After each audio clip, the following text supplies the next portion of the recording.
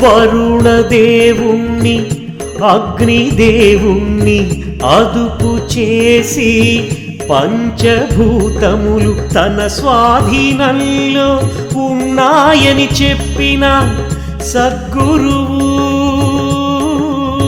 సాయిరామ్ సాయిరామ్ సాయిరామ్ సాయిరామ్. ఉప్పు నీటి బావిలో పూలు చల్లి మంచి నీరుగా మార్చిన సద్గురు సాయిరామ్ సాయిరామ్ సాయిరామ్ సాయిరామ్.